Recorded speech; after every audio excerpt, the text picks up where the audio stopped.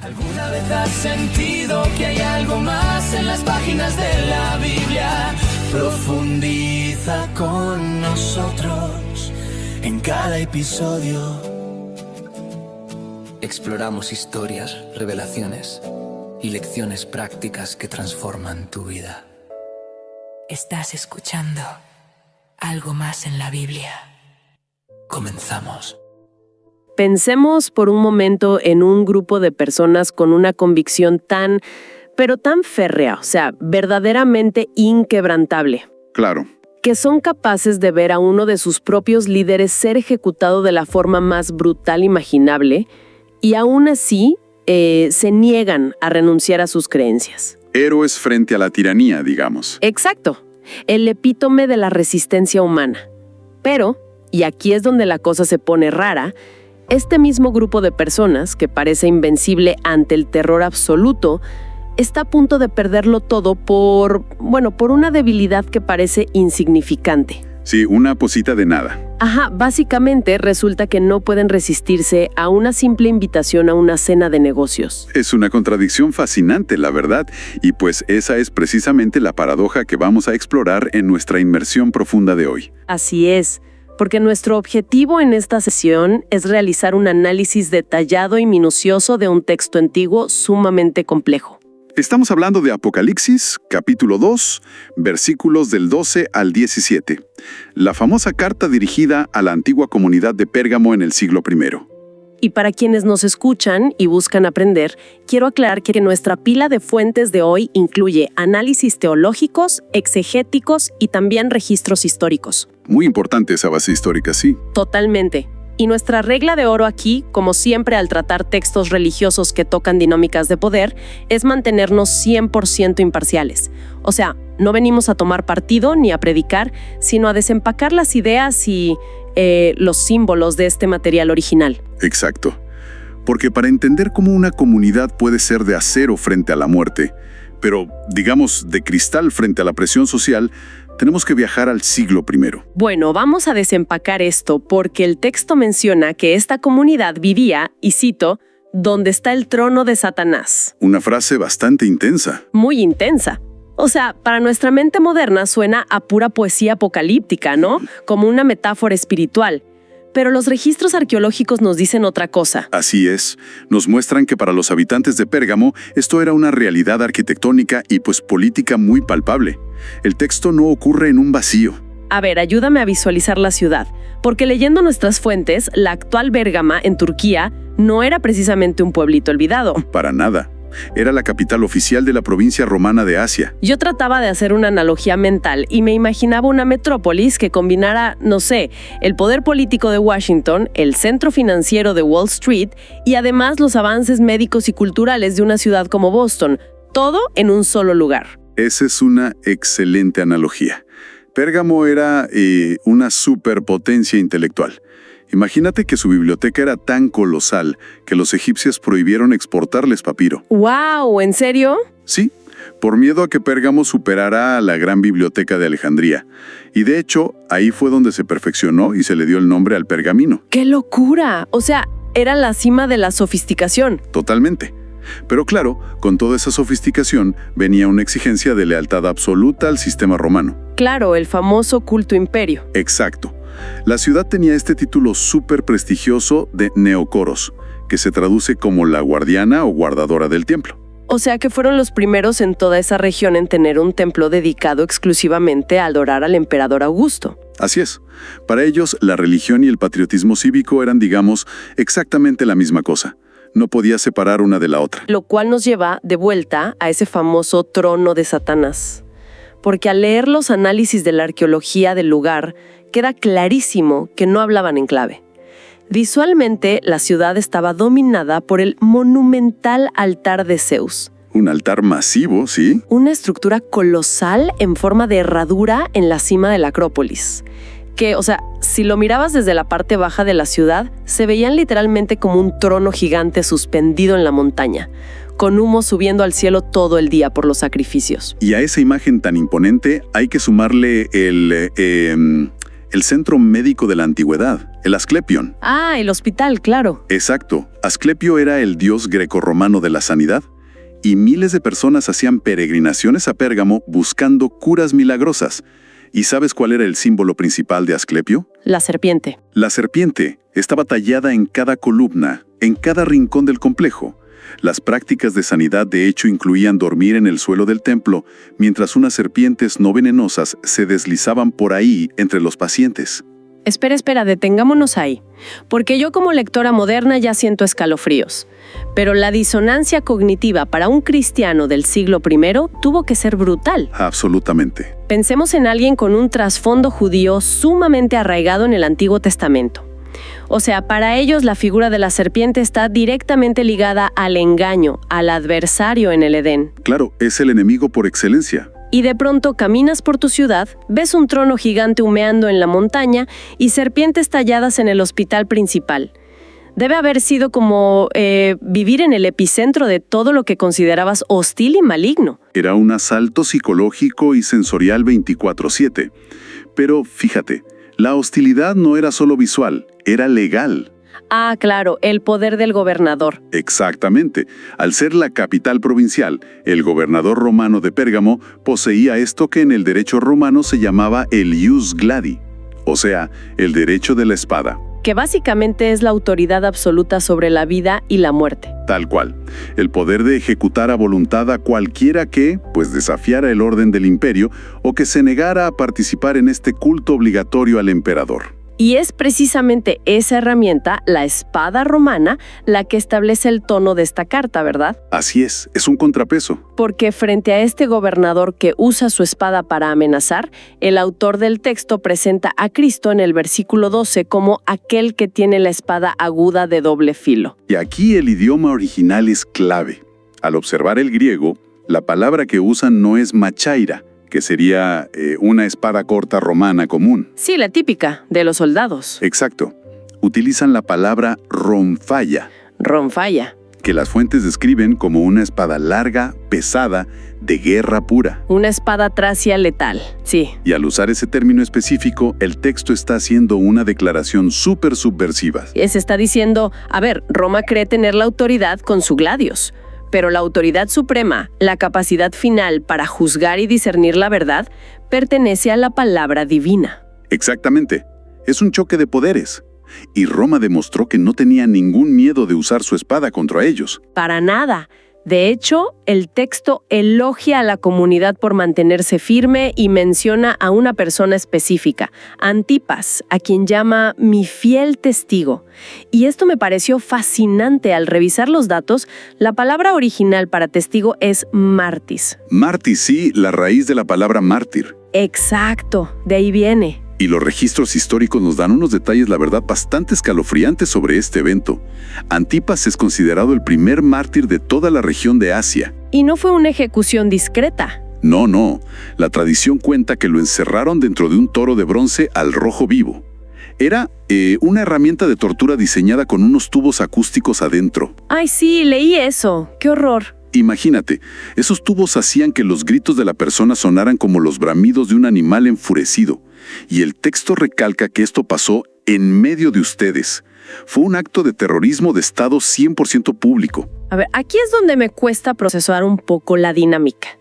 Porque aquí hay una fractura en la lógica humana, al menos desde mi punto de vista. A ver, cuéntame. Si el Imperio Romano usa tácticas de terror tan gráficas, tan atroces para quebrar a esta gente, y la comunidad ve todo esto y decide no ceder ni un milímetro de su fe, Sí, se mantienen firmes. entonces, ¿cómo es posible que el resto de la carta sea una crítica tan severa hacia ellos? O sea, si este grupo tiene la fortaleza mental para sobrevivir a la amenaza de un toro de bronce, deberían ser invulnerables. ¿Qué fuerza podría derribar a alguien que ya venció el miedo a morir así? Es una excelente pregunta. Y creo que es lo que hace que este análisis sea tan relevante para nosotros. Verás, la resistencia ante una agresión que es frontal, clara y violenta suele generar una especie de adrenalina. Tienes claridad moral, ¿no? Sabes quién es el malo, exacto. Sabes quién es el enemigo y qué está en juego. Pero la historia nos demuestra una y otra vez que somos trágicamente vulnerables a la asimilación gradual. A lo sutil. A lo sutil. Cuando la tiranía imperial vio que la sangre de los mártires, pues, solo fortalecía a este grupo, simplemente cambiaron de táctica. La violencia externa fue reemplazada por la seducción interna. ¡Wow! Y el texto codifica esta seducción usando dos nombres muy específicos. Acusa a la comunidad de tolerar la doctrina de Balaam y las enseñanzas de los nicolaitas. Así es, esos son los dos grandes problemas. Y para desglosar cómo funcionaba esta trampa, tuvimos que ir a las fuentes del Antiguo Testamento, al libro de Números. El relato de Balaam es súper interesante. Cuéntanos un poco el contexto. Bueno, básicamente un rey extranjero quería destruir al pueblo de Israel, que estaba cruzando por sus tierras. Entonces intenta contratar a Balaam, que era, digamos, una especie de profeta a sueldo. Un mercenario espiritual. ¡Exacto! Lo contrata para que lance una maldición frontal sobre ellos. Pero la maldición no le funciona. Dios no se lo permite, claro. Así que Balaam elabora un plan B, una estrategia alternativa que resulta devastadora. Le dice al rey, a ver, deja de atacarlos con espadas. Mejor envía a las mujeres de tu pueblo, las moabitas, a que inviten a los israelitas a sus fiestas religiosas. La táctica de la fraternización. Tal cual. Y funcionó perfecto. Los israelitas cayeron en la idolatría y en la inmoralidad sexual. Se destruyeron desde adentro, no por una guerra, sino por la amabilidad de una invitación social. Es brillante y aterrador al mismo tiempo. Y la pregunta es, ¿cómo se traduce ese peligro tan antiguo a las calles de la Pérgamo del siglo I? Porque no había moabitas tocando a sus puertas, obviamente. No, claro que no. El problema ahí era la economía local. Los documentos sobre el sistema laboral romano muestran que toda la sociedad estaba organizada en gremios comerciales. Ah, los famosos gremios. Sí, si alguien quería trabajar, no sé, de carpintero, herrero, comerciante, tenías que pertenecer al gremio local. Era el equivalente a tener tu licencia comercial hoy en día o estar en un sindicato muy poderoso. Y si no estabas, no comías. Exactamente. Y aquí es donde la trampa de Balaam hace clic. Las reuniones de estos gremios no se hacían en un salón neutro o en una oficina corporativa. Se llevaban a cabo en los comedores de los templos paganos. Claro, en la casa del dios patrón del gremio. Así es. Y la agenda de esa cena incluía obligatoriamente consumir carne que había sido sacrificada ritualmente a dioses como Dionisio o Atenea. E incluso nuestras fuentes mencionan que esos eventos a menudo terminaban en prácticas de prostitución sagrada o cosas totalmente incompatibles con la moralidad de esta comunidad cristiana. Totalmente incompatibles. Entonces imagínate el dilema existencial para un comerciante cristiano. Tiene que ser una pesadilla. O sea, si el comerciante dice, oiga, no puedo ir a la cena de esta noche porque mi fe me prohíbe comer carne ofrecida a un ídolo. La consecuencia no es que lo lleven al toro de bronce. No lo ejecutan. Pero lo aíslan comercialmente.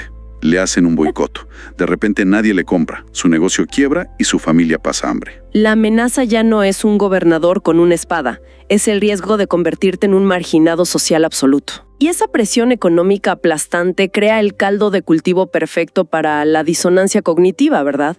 La gente empieza a buscar excusas.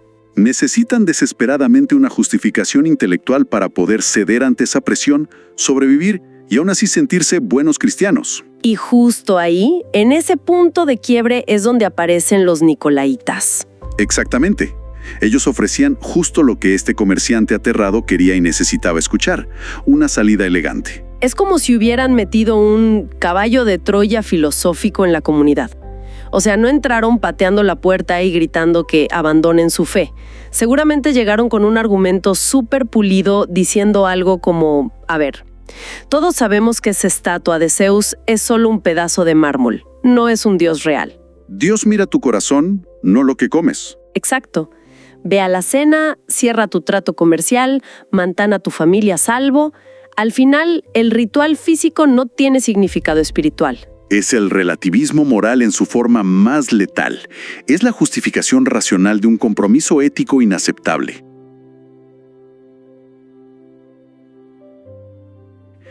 Y fíjate en el análisis etimológico, que es muy revelador.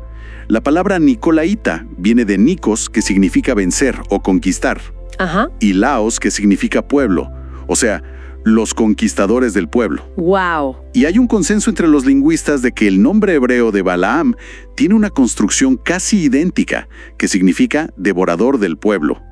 Los nicolaitas eran literalmente la encarnación de la estrategia de Balaam, pero en Pérgamo. Destruían a la gente convenciéndolos de asimilarse a la cultura dominante para evitar el dolor financiero. ¡Qué fuerte! Muy fuerte. Pero hay un detalle en el enfoque de la crítica que me parece que lleva este texto a otro nivel. A ver, ¿cuál es? Si analizas la estructura del mensaje de Apocalipsis, la acusación principal no va dirigida solo a los individuos que estaban yendo a estas cenas paganas. El golpe más duro es contra el colectivo.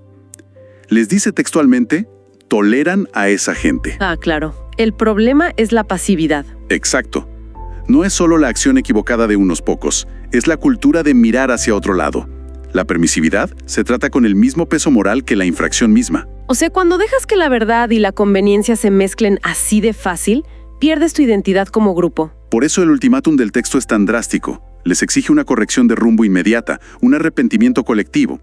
Y la advertencia es muy clara. Si no extirpan esa filosofía de conveniencia, la misma presencia divina va a intervenir. Dice que peleará contra ellos con la espada de su boca, retomando esa imagen de la Ron-Falla del principio. Exacto, pero ahora ejerciendo juicio sobre la corrupción interna de la Iglesia, no sobre el Imperio Romano.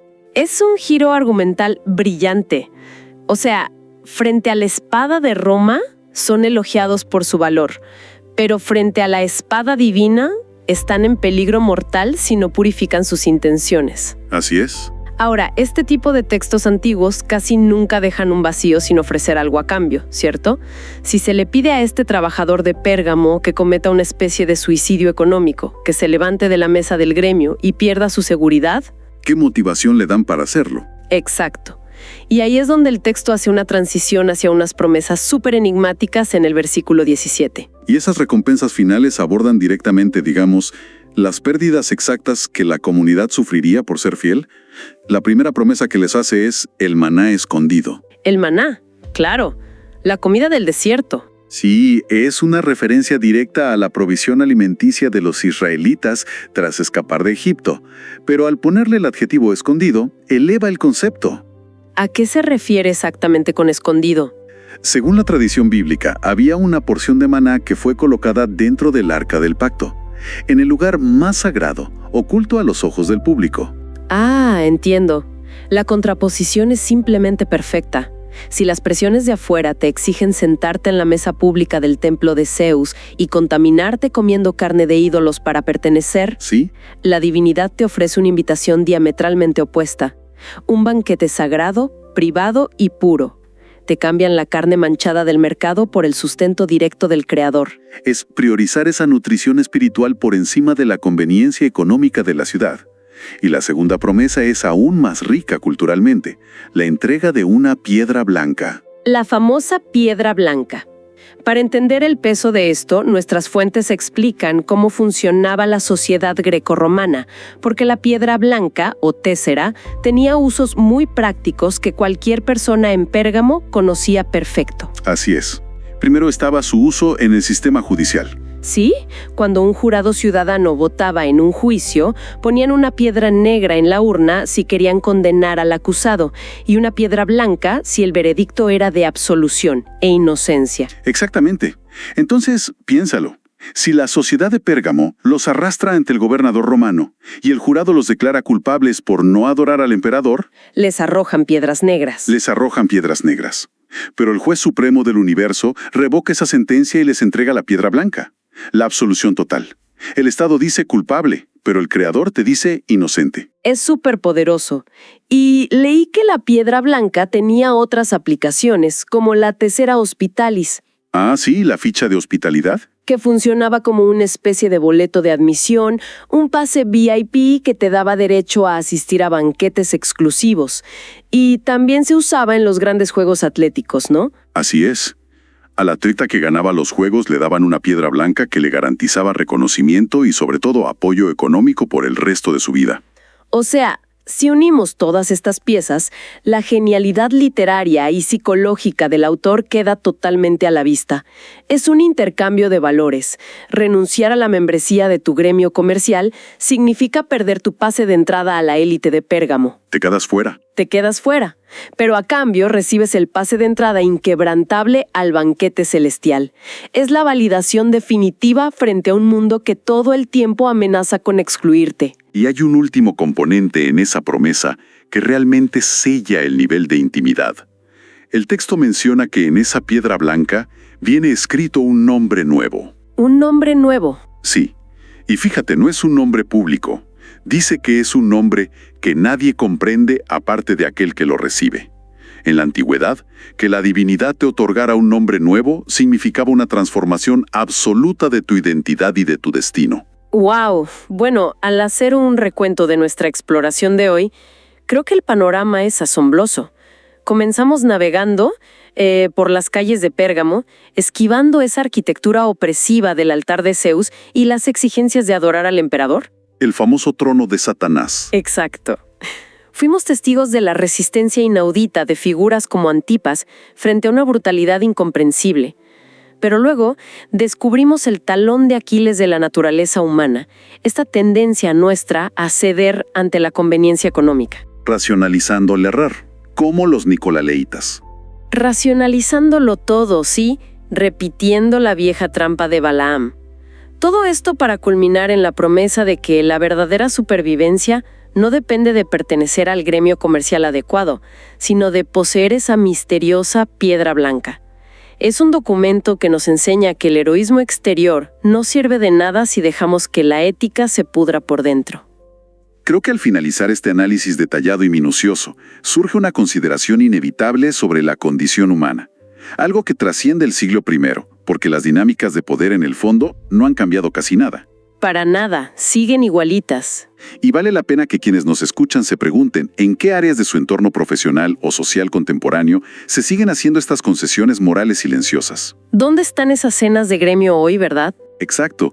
¿Dónde se encuentran esos lugares modernos donde racionalizamos pequeños compromisos éticos simplemente para no perder estatus, para encajar en la cultura o por miedo a perder dinero? Esa es la pregunta central que sigue resonando. Y, para cerrar nuestro recorrido, hay un contraste final que resulta profundamente revelador, especialmente para la época en la que vivimos. Pensemos en la cultura del Imperio Romano. La máxima prueba de éxito era tener tu nombre cincelado en letras colosales. En los frisos de mármol y en los arcos de triunfo. Sí, para que las multitudes lo leyeran y lo aplaudieran. Pero la culminación de este mensaje antiguo sugiere todo lo contrario. Sugiere que el honor supremo en el universo no es el reconocimiento masivo ni los aplausos en las plazas. El honor absoluto es poseer un nombre secreto, grabado en una pequeña piedra blanca, un misterio que pertenece única y exclusivamente a la intimidad entre el individuo y lo divino. En un mundo hiperconectado como el nuestro, que a veces parece equiparar el valor personal solo con la visibilidad pública, la idea de que la verdadera validación sea un secreto oculto a los ojos del mundo, no solo es poética, creo que es profundamente revolucionaria. Envíenos sus sugerencias y comentarios a nuestro correo electrónico ministerio@jesusislife.net. Este programa es una producción de Jesus is Life.